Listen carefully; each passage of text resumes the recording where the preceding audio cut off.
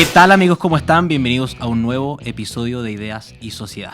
El día de hoy vamos a tener el honor de conversar con Laurens Goldborn, ex ministro de Minería, biministro en algún minuto de Minería y Energía, también ministro de Obras Públicas, ingeniero civil industrial de la Universidad Católica y hoy muy dedicado a lo privado. ¿Cómo está, don Laurens? Muy bien, muchas gracias por la invitación. Un gusto estar acá con los auditores y televidentes ahora de Radio Agricultura. Oiga, muy contentos y honrados de poder compartir con usted esta conversación. Quiero partir preguntándole, para los pocos que no sepan, ¿quién es Laurens Goldborn? Además de un ingeniero civil industrial que estuvo, digamos, en el rescate de los mineros y que ha estado en lo público, en lo privado, ¿quién es, si usted tuviera que contárnoslo hoy? Hoy día lo principal que soy padre de 6 hijos maravillosos, con 4 nietas exquisitas y una gran mujer que me acompaña por mi vida, y con eso soy muy feliz. Creo que ese es el rol más importante que desarrollo hoy día.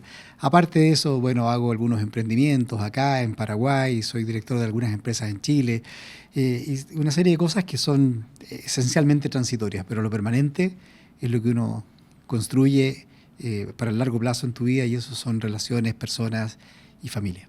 Y si se tuviera que definir algo así como un servidor público que sirve también desde lo privado, conversábamos en off y está muy dedicado a lo privado y más bien fue un paréntesis en su vida. Sí, no, yo no me definiría como un servidor público. Creo que hay gente que ha dedicado su vida al servicio público con mucha ahínco y mucha dedicación. Yo la verdad que me defino como un profesional que ha tenido una trayectoria interesante desde el punto de vista técnico en distintos ámbitos de la vida nacional, que me tocó hacer un periodo de servicio público donde fue tremendamente gratificante para mí. Aprendí mucho, creo haber entregado algo positivo también para el país, y eso me hace sentir orgulloso y contento. Viene desde lo privado, llegó a lo público desde lo privado, digamos, sin experiencia previa en lo público. ¿Qué rasgos cree que lo marcaron en el ejercicio de lo público, digamos, por haber estado en lo privado? Es decir, algo que haya rescatado por su formación en el mundo privado. Sí, bueno, creo que el mundo privado te enseña a ser mucho más optimizante, quizás, preocuparte mucho más de los resultados y tomar más riesgos. Yo creo que es una diferencia muy relevante. En el sector público hay una diferencia fundamental respecto al sector privado. En el sector privado uno puede hacer todo aquello que no esté prohibido por ley. Sí. En el sector público uno puede hacer solo aquello que está autorizado por ley. Y esta pequeña sutileza, que puede parecer un trabalenguas o una especie de adivinanza, tiene una diferencia fundamental, porque en el sector público tú tienes mucha imaginación para desarrollar cosas. Y si es algo que está permitido por ley, bueno, hagámoslo. Vamos a construir esto, vamos a desarrollar esto otro, vamos a hacer un producto, vamos a innovar en esta cosa. Y es algo que permanentemente estás haciendo en el sector privado. Cuando llegas al sector público tratas de hacer lo mismo. Entonces, bueno, mira, hagamos esto. No, porque eso no está autorizado. Este ministerio no tiene las competencias para hacer lo que usted está pensando, ministro. Y ahí ya topaste con una diferencia que es fundamental. Entonces hay una cierta inercia distinta. Eso tiene una razón de ser. No es que el sector público sea absurdo, porque claro... Que tiene que ver más bien con limitar el poder de los distintos... Tiene con limitar el poder y también limitar y controlar el uso de los recursos. Porque la diferencia entre el sector privado y el sector público, que en el sector público paga moya, como se dice vulgarmente, cuando alguien se equivoca y hace un mal proyecto, cuando alguien es deshonesto y se roba plata, el resultado final lo pagamos todos los contribuyentes del país. Paga moya, paga el señor que está comprando el pan y que paga el IVA en el pan, paga el señor que paga su impuesto a la renta, paga el abuelito que está pagando las contribuciones de su casa. Todos esos están pagando los errores que se pagan en el sector público. Entonces, es relevante que el control de esos recursos sea mucho más riguroso. En el sector privado, cuando uno hace un mal proyecto, viene el jefe, el dueño o los accionistas y te dicen, ¿sabe qué? Usted lo está haciendo muy mal, fuera de aquí, chao. Y si estás robando te van a demandar y te van a meter preso, etcétera. Entonces, hay una diferencia muy importante entre el sector privado y público. Pero volviendo a tu pregunta inicial, respecto a qué te enseña el sector público, es esta capacidad de innovación que creo que es mucho más alta en el sector privado que en el sector público. Los incentivos también están mejor puestos en el sector privado que en el sector público. Entonces, esas diferencias uno tiene que entenderlas, tratar de homologarlas lo mejor posible y desarrollar un espíritu privado tomando lo bueno del sector privado en el sector público y viceversa. ¿Y qué lo llevó desde la comodidad del trabajo privado, digamos, en la privacidad de de lo propio, con probablemente una mayor satisfacción económica, a dar el salto a lo público, a un desafío que no era menor, digamos, el primer gobierno de derecha después de décadas de gobiernos de la concertación. Desde el retorno a la democracia no había habido ningún presidente de derecha, digamos. Usted asume en el primer gobierno de Sebastián Piñera y un desafío de ministro, digamos, que es una de las más altas magistraturas. Sí, mira, el año 2010, cuando recibí el llamado de un ministro del presidente, que fue ministro del presidente Piñera, y me dice, oye, ¿estaría interesado en colaborar en el gobierno, venir al sector público? Mi primera reacción, te tengo que confesar, que fue, no, pero yo estoy bien. Yo en ese minuto había dejado Cencosud, donde tenía un puesto de gerente general corporativo, y me había integrado a 5 directorios distintos en distintos ámbitos. Y estaba reconstruyendo mi vida profesional desde una perspectiva de mayor independencia, ya no con un trabajo ejecutivo, sino que con un trabajo más bien directivo. Y un año después de eso me llaman y me dicen si quiero colaborar con el gobierno. Y te confieso, mi primera reacción fue decir, no, yo estoy muy bien, ¿para qué voy a hacer esto? No es algo que he hecho nunca, no milito en ningún partido político, nunca he militado en un partido político. Y cuando llegué a mi casa, le contesto a mi señora y mi señora me dijo, ¿y tú qué decís que hay que aportar, que hay que hacer tantas cosas, que el país requiere esto de más allá? Y ahora te ofrecen colaborar en eso y tú contestáis que no. Y eso me remeció de una cierta manera, porque creo que tenía toda la razón. Efectivamente, uno a veces dice mucho desde la galería, ¿eh? como el cuento cuando corre a Manolito Neira, corre, Sí. con Manolo. Claro, es distinto correr con el marcador al lado tuyo que desde la galería decirle al gallo que corra en la cancha. ¿Eh? Entonces, es muy distinto estar en la cancha que estar mirando desde la galería. Y por eso que cuando recibí el segundo llamado, la verdad que ya no fue un no, sino que fue, oye, como, ¿para qué sería? ¿Qué podría yo aportar? Y así empezó esta conversación hasta que me llamó el presidente Piñera y me ofreció integrarme como ministro de Minería. Y él me transmitió que lo que quería era que lo ayudara en todo el tema de gestión de las empresas asociadas al sector de energía y minería, Codelco, Enami, ENAP, en ese minuto que después cambiaron de orientación. Y así entré en este mundo del servicio público, bien temeroso en términos de que políticamente, como digo, yo no tengo una posición de derecha, siempre ha sido eso claro y no lo he ocultado jamás, pero nunca he militado en un partido político. Su perfil era más técnico, digamos, que el partidista, el político tradicional. Claro, no, como digo, sin tener militancia, yo decía, el primer momento que se necesita una silla, aquí al que le van a pedir la silla es a mí, pues, sí. Los partidos necesitan de repente tener cupos de acá o de allá. Pero bueno, fueron ocurriendo distintos acontecimientos que fueron marcando mi periodo, como digo, de 4 años en el servicio público y en la política activa. Pasé a ser candidato, etcétera. Y en sus estudios universitarios, las primeras pegas y lo que vino después, digamos, ¿nunca tuvo alguna intención, alguna vocación de dedicarse a lo público? Mira, en algún minuto yo he salido de la universidad el año 84, en realidad me titulé, pero empecé a trabajar en el 83. Yo ya estaba casado y con una hija en ese minuto. Mira. Trabajaba y estudiaba. Y ahí me ofrecieron, cuando salí de la universidad, irme a trabajar a lo que se llamaba en ese minuto ODEPLAN. ¿Ya? Y que era la Oficina de Planificación Nacional, que sería hoy día equivalente al Ministerio de Desarrollo Social. Exacto. Sí. Y la persona que me ofreció me dijo, vente acá a trabajar un par de años, luego te vas a estudiar afuera, en un esquema de becas de Chile, tener la posibilidad de formarte, lo cual me pareció tremendamente atractivo. Pero como dije, ya estaba casado, tenía una hija, venía otra en camino, las necesidades de mantener una familia eran fuertes y esa parte fue la que en ese minuto no me permitió entrar a quienes lo buscaron reclutar eran del círculo de Miguel Cast, de Jaime Guzmán, Eran del círculo, sí, de Sergio Melnik, que en paz descanse. En ese minuto la Oficina de Planificación la dirigía Sergio Melnik, un tremendo profesional, tremendamente inteligente. Y eso me parecía atractivo, que era como interesante con ese equipo profesional. Claro, ese es un equipo que pasó a la historia, digamos. Exactamente. Hubo cambios bien importantes en Chile en esos años, en los años 80. Sí, muy importante. Y cuando entra a lo público, como decía que su señora le dijo, en el fondo con la intención de hacer cosas distintas, con la intención de cambiar el rumbo de ciertas cosas, de poder hacerle bien a las personas, ¿con qué se encuentra? ¿Qué lo descoloca? ¿Qué lo entusiasma? Fue bien divertido porque a mí me nominaron en enero y el presidente nos pidió en unos pocos días que le propusiéramos el plan de trabajo para el ministerio y por ahí por el 11 de febrero o 15 de febrero por ahí tuve una reunión, la primera 1 a 1 con el presidente Piñera. Esas que era un bilaterales hombre, famosas. claro, que era un hombre tremendamente exigente, muy, muy inteligente, muy preparado. Y, y yo la verdad que la propuesta que le llevé fue cerrar el Ministerio de Minería. Esto me van a odiar algunos cuando lo diga, pero efectivamente yo creo que no tiene mucho sentido tener un ministerio de minería como tal. Creo que tal vez sería más razonable tener un ministerio de recursos naturales, un ministerio más integrado, porque uno no hace política minera Todos los días. todos los días. O sea, tú no estás cambiando la política minera hoy día y el próximo año. Entonces, tal vez dentro de un ministerio más amplio, tú puedes tener una subsecretaría o puedes tener alguna unidad encargada del sector minero, pero no necesariamente necesitas tener un ministerio, si bien es la actividad más importante del país.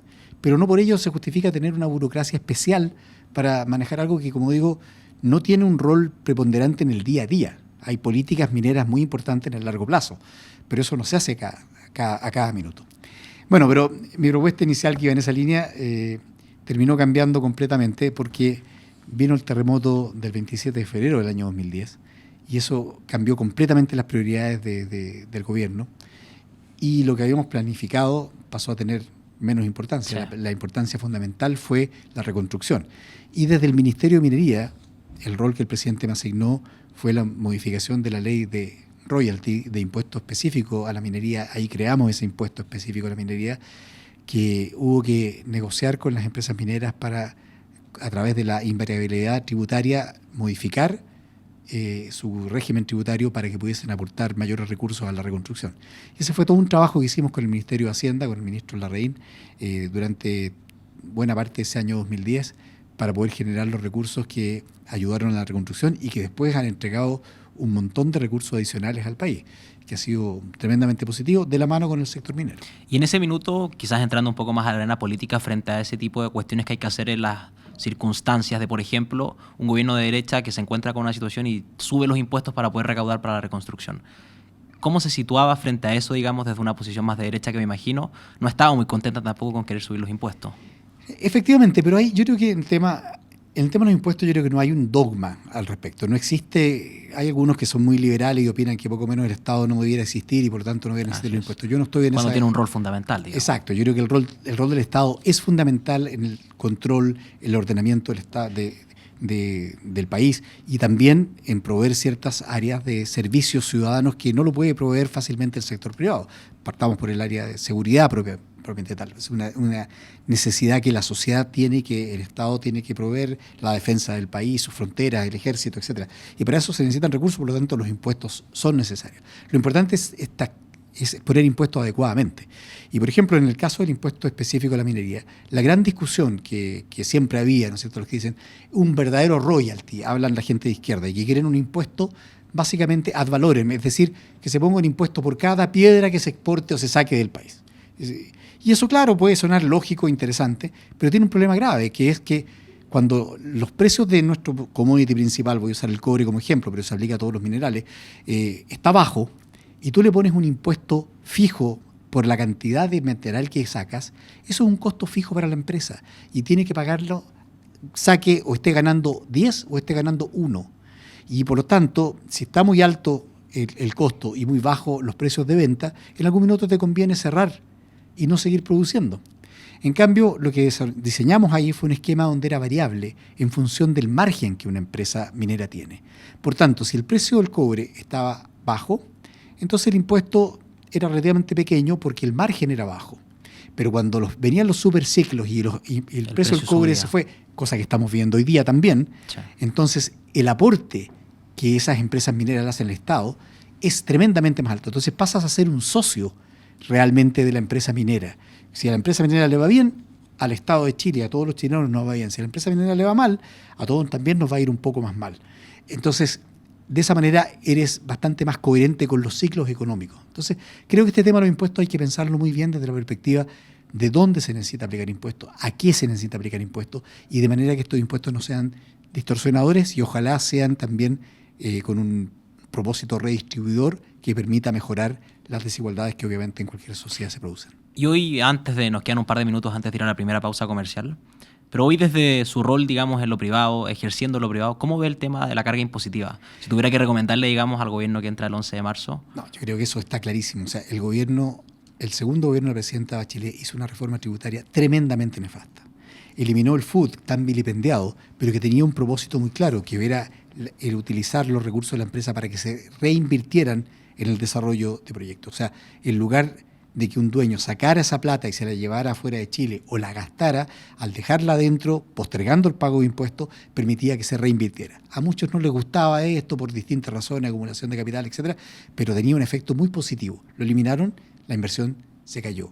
Subieron la tasa de impuestos, que recordemos que un tiempo Chile tuvo una tasa de impuestos del 10%.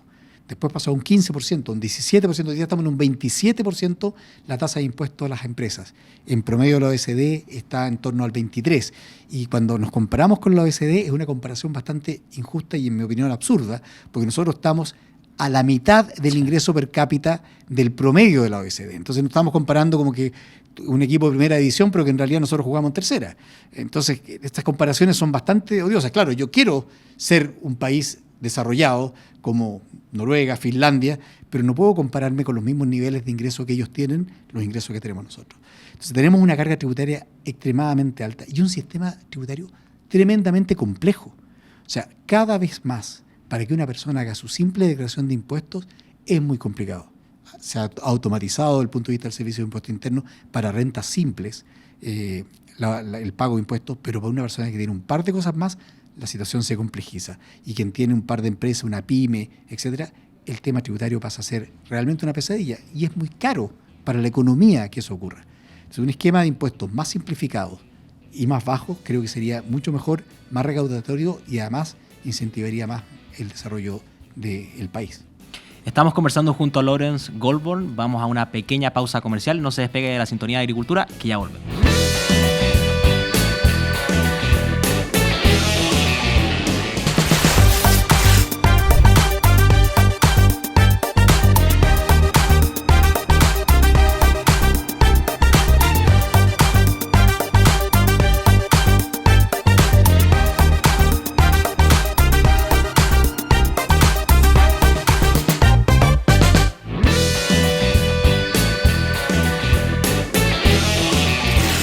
Ya estamos de vuelta en este segundo bloque de Ideas y Sociedad. El día de hoy conversando junto a Lawrence Goldborn, ex ministro de Minería, fue viceministro de Minería y Energía y además ministro de Obras Públicas.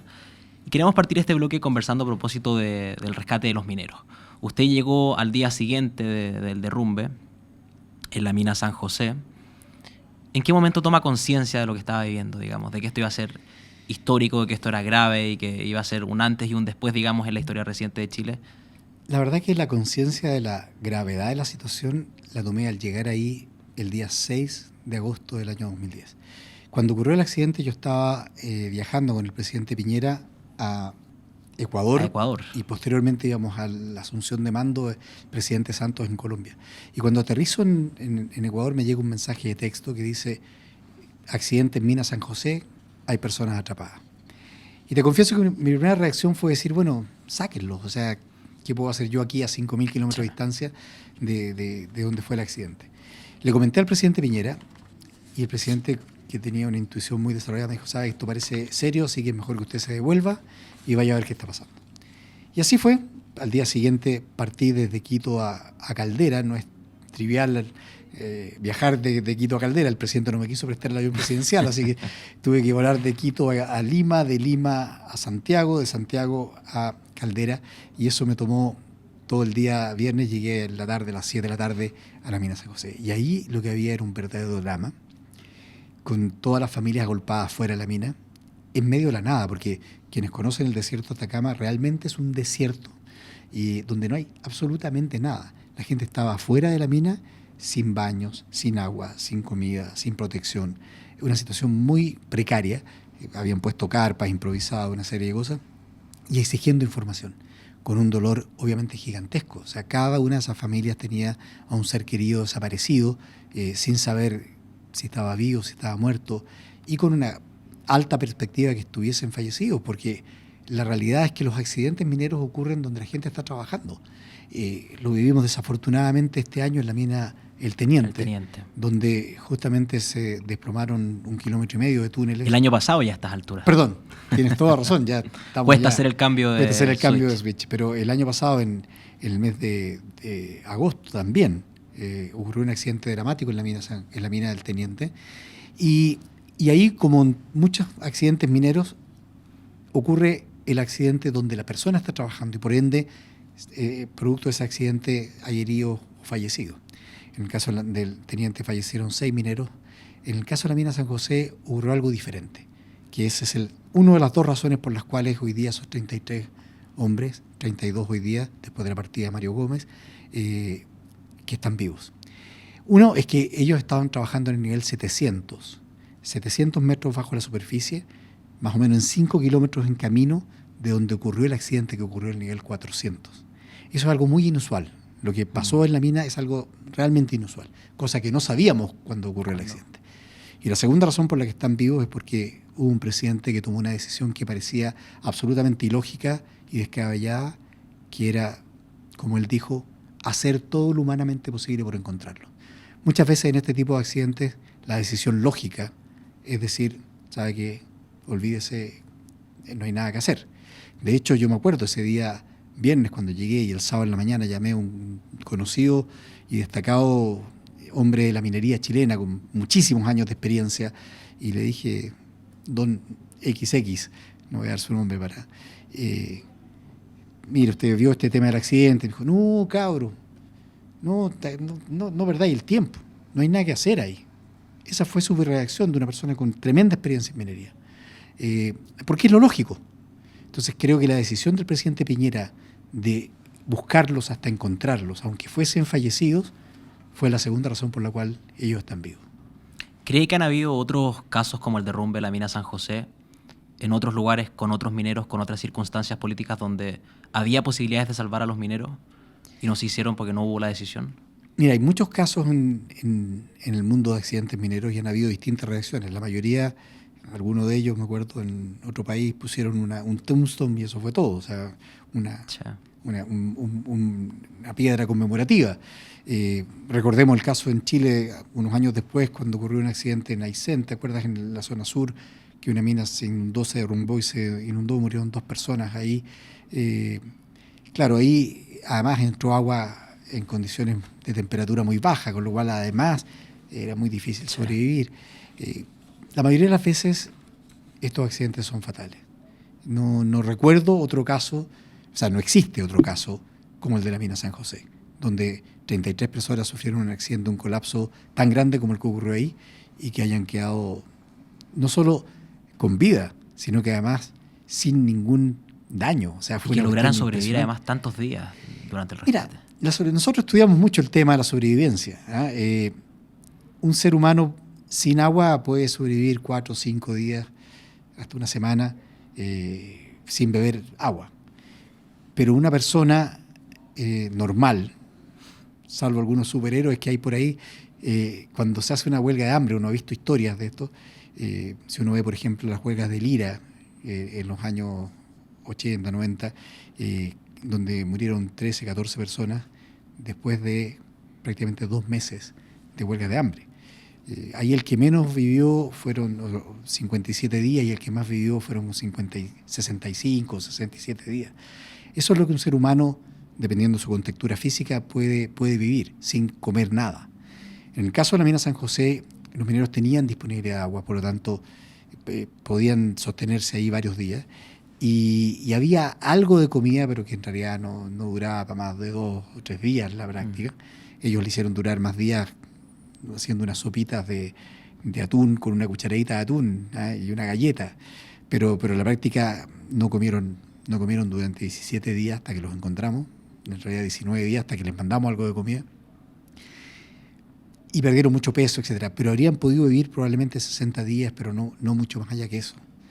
Entonces, este tema de supervivencia tenía que ver con la urgencia de encontrarlos, si es que estaban vivos, cosa que no sabíamos, y luego poder rescatarlos. Si los encontrábamos, mantenerlos con vida era un tema, entre comillas, más fácil, pero lo difícil era encontrarlos. Eso era una tarea que parecía imposible y que afortunadamente tuvimos éxito.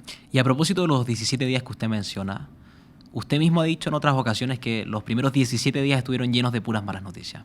Sí.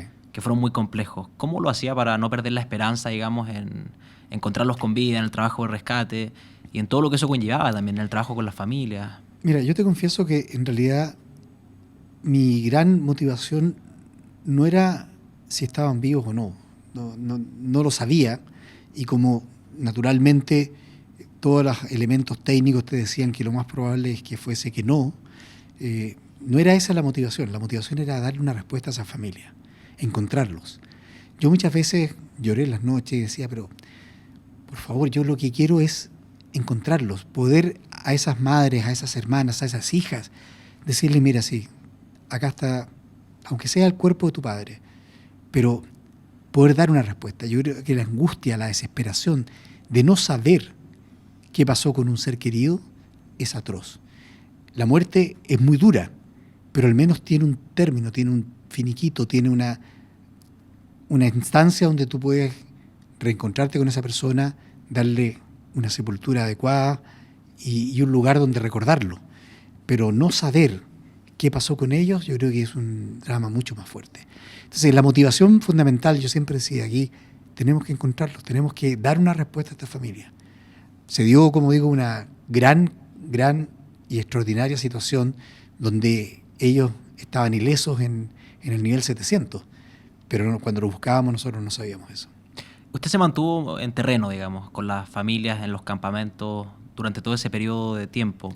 ¿Eso fue más bien una decisión personal, fue una estrategia de liderazgo o fue lo que le salió de la guata, digamos, dadas las circunstancias, dado el contexto y dada la presión que me imagino había política, técnica y todo lo que lo rodeaba? La verdad que no obedeció ninguna estrategia porque no había mucho que hacer en estrategia. Obedecía más bien a un sentido del deber. Muchas veces me han preguntado que por qué uno se mantenía ahí. Bueno, primero porque yo siempre he dicho, no había nadie que quisiera estar ahí en esos primeros 17 días. Esos 17 días fueron realmente muy duros. Muchos me han preguntado, pero ¿por qué a ti cómo te dieron carta blanca?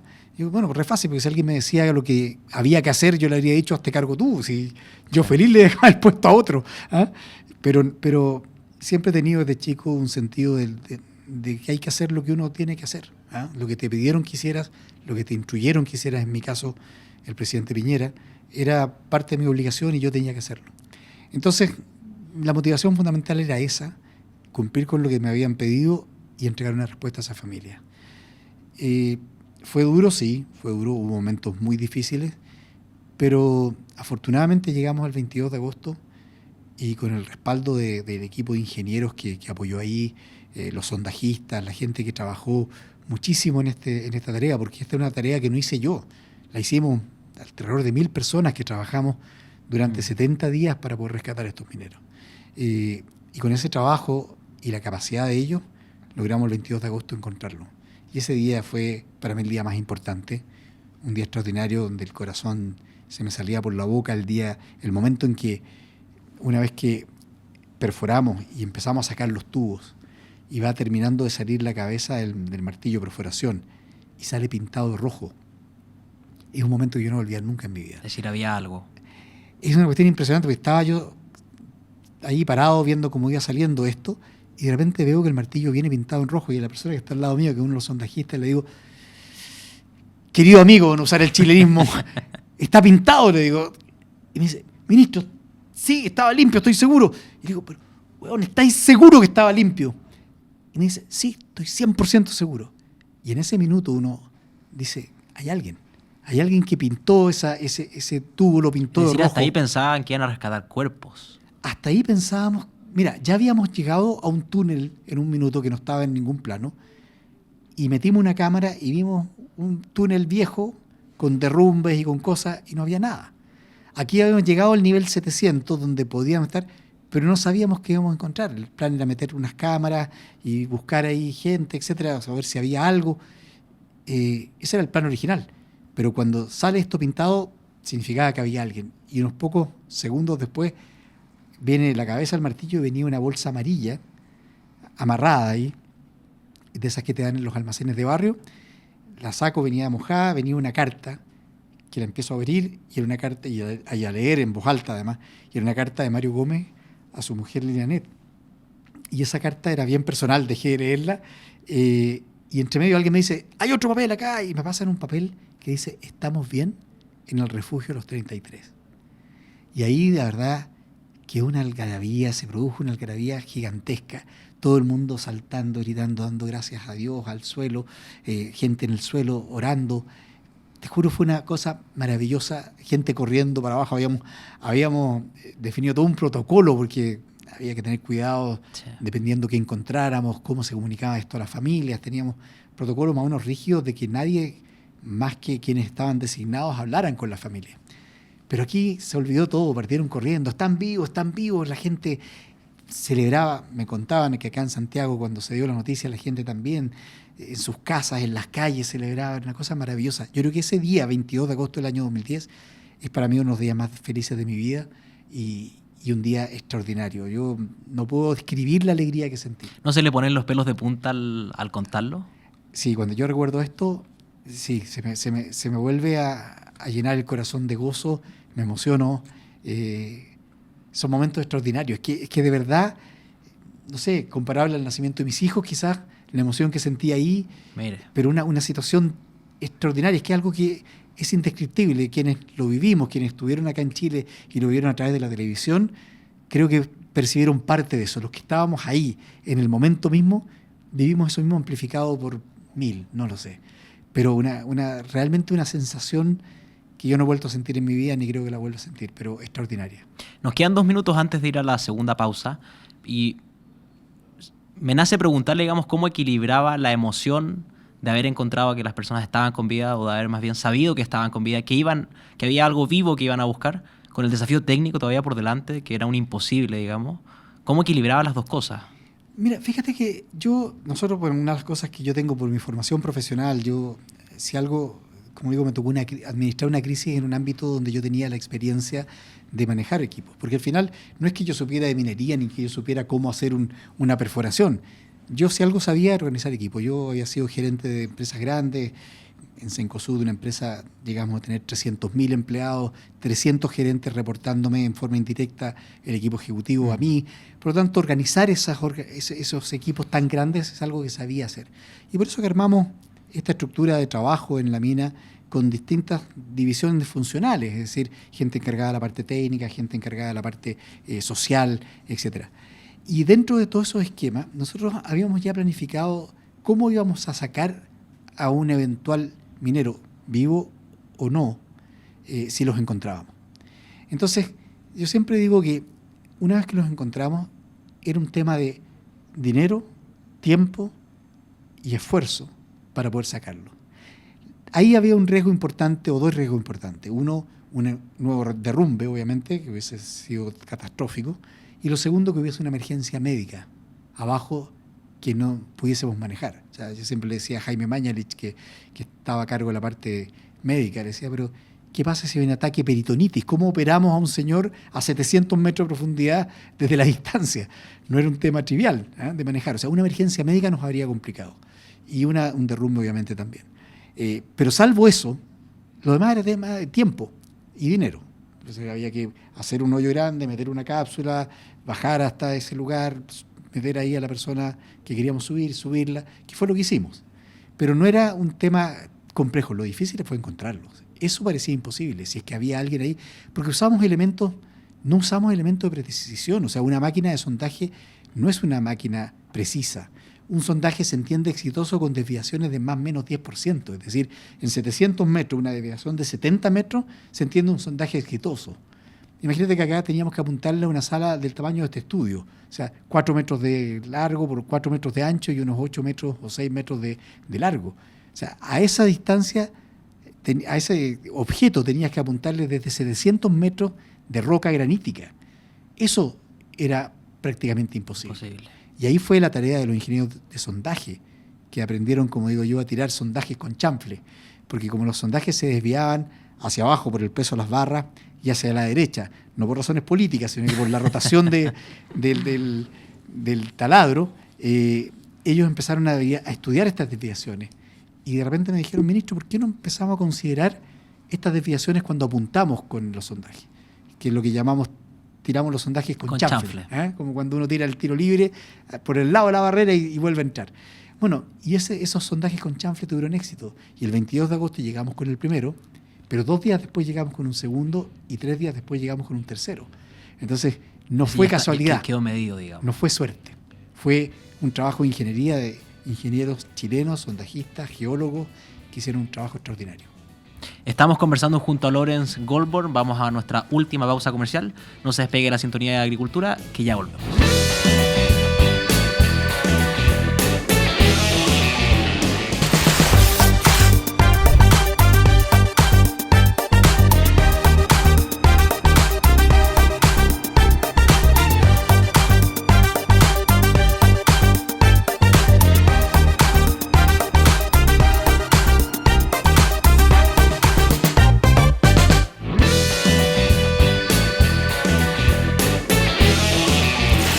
AC/DC regresa a Chile con su Power Up Tour, luego de 30 años de su última presentación en el país. No te pierdas sus shows el próximo 11 y 15 de marzo en el Parque Estadio Nacional.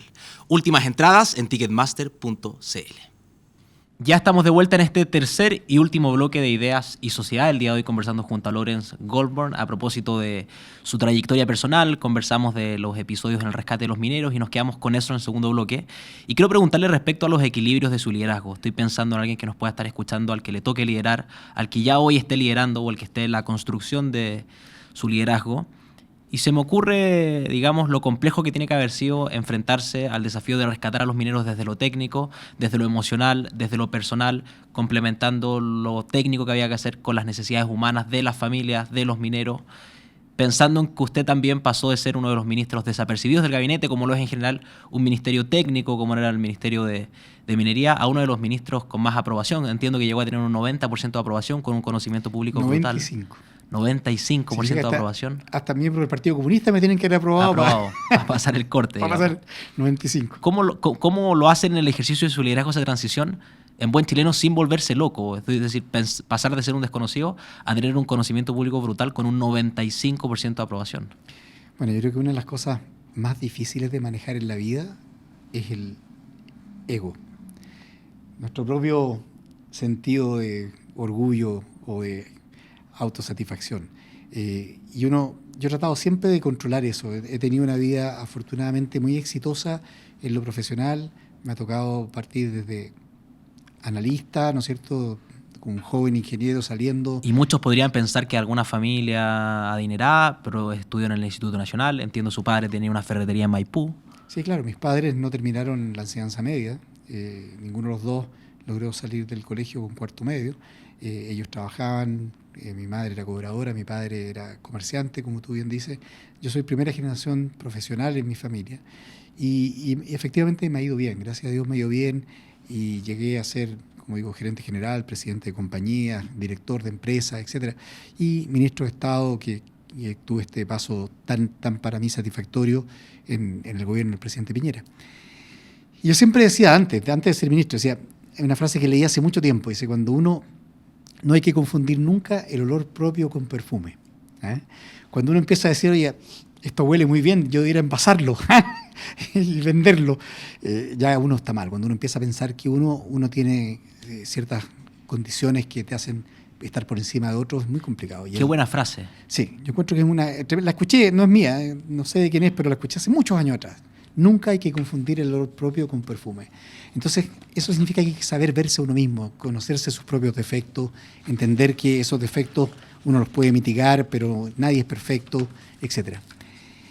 Ahora, a pesar de eso, y como digo, que creo tratar de manejar el ego de la mejor manera posible, porque cuando uno es gerente general de una empresa como fue en caso Cencosud, tienes 300 ejecutivos que trabajan contigo en distintos países, te mueves en aviones privados, te mueves en toda una parafernalia importante, es muy fácil creerse un poquito el cuento.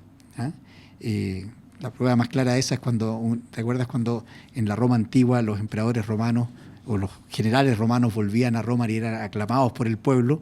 Le ponían un señor que le iba diciendo atrás, en la carroza, cuando entraban en la Roma triunfal, le decían, recuerda que eres humano, recuerda que eres humano. Porque la tentación de ese general de sentirse un semidios o un dios era muy complicada y además, bueno, desestabilizaba políticamente el Imperio Romano. ¿Y cuántas peleas no hubo entre generales por ver cuál Exacto. era efectivamente mejor? Bueno, cada uno creía tener la capacidad de tomar el poder, etcétera. Entonces, pero este recuerda que eres humano es un tema que todos necesitamos tener. O sea, recordar, no importa lo bien que lo estés haciendo, no importa lo bien que te vaya, que en realidad todos tenemos defectos, que todos somos humanos, que necesitamos otras personas para lograr lo que estamos haciendo. Y ahí está el tema del liderazgo.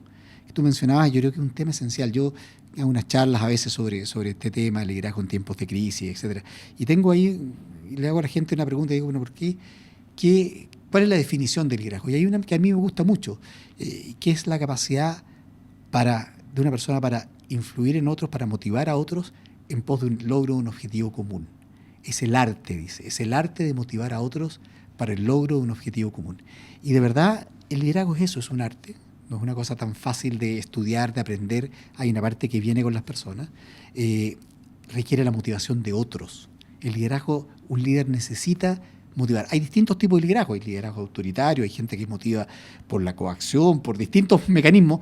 Algunos más horizontales también. Otros más horizontales, más participativos. Pero esos liderazgos son todos necesarios. Lo que pasa es que son necesarios en distintos momentos, distintos tipos de liderazgo. Por ejemplo, yo siempre bromeo y digo, claro, si estás en una guerra y yo soy un general y tenemos que tomar esa colina, claro, yo no puedo tener un liderazgo participativo, no voy a agarrar a la tropa y decir, oye, cabros, mañana, ¿a qué hora nos levantamos para ir a tomar la colina? No, no tomemos esa, tomemos esta otra.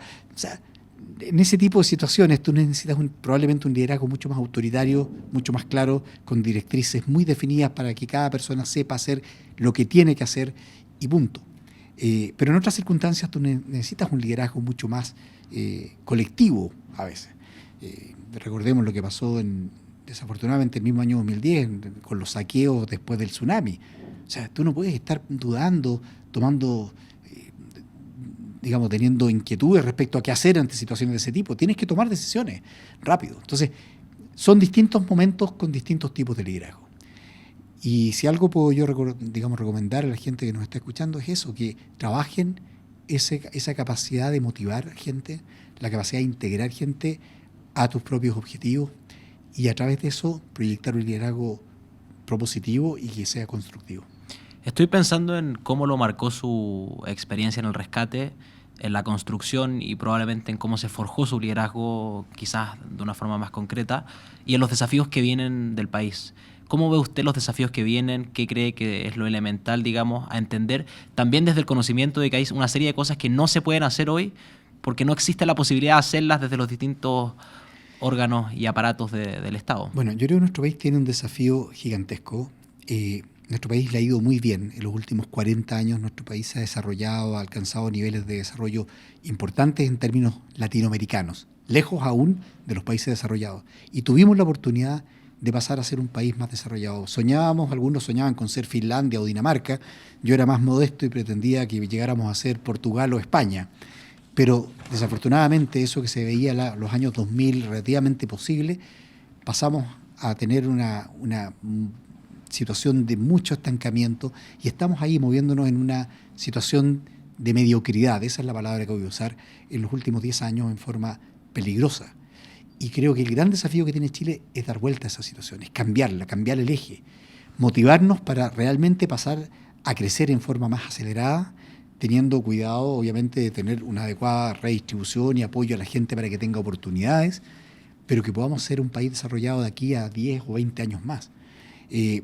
Pero para eso requerimos hacer muchas cosas importantes. Creo que el nuevo gobierno tiene un desafío fundamental que satisfacer, creo, las dos promesas más importantes que se han hecho. Uno, volver a crecer a una tasa mucho más alta que este promedio de 1, algo por ciento que ha sido el promedio que va a tener el presidente Boric en sus 4 años, bajo el 2%, lo cual está por debajo de nuestro potencial de crecimiento de tendencia. Entonces tenemos que cambiar eso, crecer por sobre ese 2% y cambiar ese crecimiento tendencial que tiene que estar a niveles del 3 o 4%. Debiésemos llegar a ese nivel y eso requiere mucha inversión, mucho trabajo, mucha capacitación, capital humano, etc. Va a tomar tiempo. Desafío número 1. Y desafío número 2, que es necesario para el 1, es recuperar un nivel de seguridad mínimo aceptable. O sea, no puede ser que caminemos por las calles y estemos todos temerosos de si nos van a robar, nos van a asaltar o nos van a apuñalar. O sea, ya en Chile siempre ha habido robos. Pero antes a uno lo robaban, era un lanza que te robaba la cadenita de oro, salía corriendo. Yo de chico me robaron, me acuerdo ahí en Teatino, me robaron el bolso que venía de la Asociación Cristiana de Jóvenes y salió un gallo corriendo con el bolso. Claro, pero no te pegaban ni te mataban. Po. Hoy día te matan por robarte un celular. Hoy día, claro, el riesgo que tenemos, el temor que tenemos quienes estamos en la calle es que no solo te roben la cadenita de oro o el celular, es que además te peguen, te dañen, te apuñalen o te disparen. Eso no puede ser. Entonces, ese segundo desafío que tiene el gobierno por delante es fundamental y no son tareas fáciles de hacer. Aquí tenemos que apoyar todos para que esto se transforme en una realidad. Pero para eso significa que el día que la fuerza pública tenga que defenderse y tenga que dispararle a un ladrón, no caigamos en ese minuto en decir, oye, pero pobrecito, el hombre no tenía la culpa porque era como se llama, delincuente, pero en realidad fue la sociedad la que lo convirtió en esto y terminemos enjuiciando al carabinero porque se defendió. ¿Ah? Entonces tenemos que tener conciencia como sociedad que el hacer respetar las leyes es algo que va a costar y que tiene costos también sociales y que tenemos que pagarlos para tener seguridad para todos nosotros, para toda la sociedad. Y si tuviera que darle un consejo a los ministros, a los subsecretarios y a las distintas personas que van a asumir en este gobierno a partir del 11 de marzo, en pocos días más, ¿qué les diría en lo concreto, digamos? Yo creo que 2 cosas fundamentales. Primero, que trabajen duro. Esto no es poquito tiempo. Como decía el presidente Piñera, esto requiere 24 horas de dedicación, 7 días a la semana. No es una tarea fácil. Yo he hecho muchas cosas en mi vida, pero la tarea más difícil que he hecho es ser ministro de Estado. Es una tarea que es tremendamente compleja, no es trivial, requiere tiempo, dedicación, esfuerzo. Si uno quiere hacer el trabajo bien, hay que trabajar 24/7. Primera tarea. Y la segunda, la humildad. La humildad, hay que tener claridad de que no se puede llegar con como decía ese chiste, aquí te las traigo Peter, y yo soy el que sabe aquí y vamos a hacer esto. El aparato público es extremadamente complejo.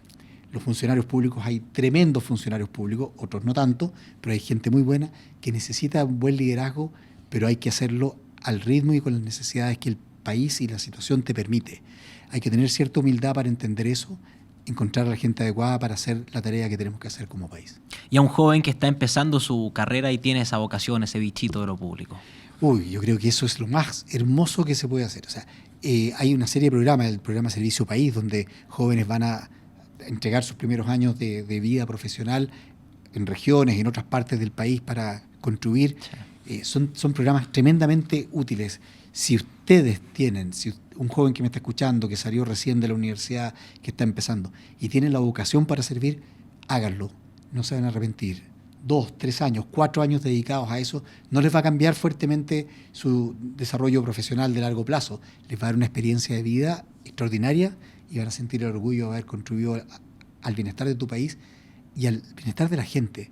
Yo, mira, tengo recuerdos hermosísimos de cosas que uno no percibe. Siempre me voy a acordar, por ejemplo, hay muchos ejemplos, pero me acuerdo uno me tocó inaugurar un pavimento en una zona en el sur de Chile, hacia el interior, del área de Temuco hacia el interior, era de Osorno hacia el interior.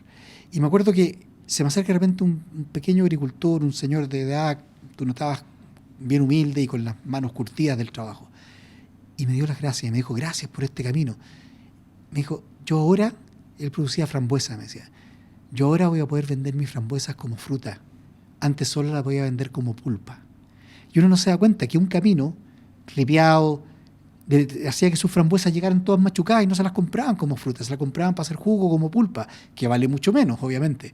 Ahora con el camino pavimentado iba a apoyar sus frambuesas y venderlas como fruta, teniendo una mejora en sus ingresos significativos.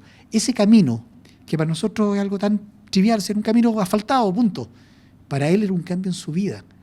Y eso lo logras con el servicio público, haciendo las cosas bien, sacando el proyecto a tiempo, en presupuesto, y haciendo aquellos proyectos que se necesitan y no los que no se necesitan, etc. Y eso, los jóvenes que quieran dedicarse al servicio público pueden contribuir a eso muchísimo. Don Lorenz, quiero agradecerle por habernos acompañado el día de hoy. Muchas gracias a ti por la invitación, un gusto estar acá y ojalá que nos vaya bien como país. Esperemos que sí. Quiero agradecerle también al Centro de Estudios Bicentenario que hace posible este programa. Y a ustedes no se despeguen de la sintonía de Radio Agricultura y nosotros nos vemos el próximo sábado. Chao, chao.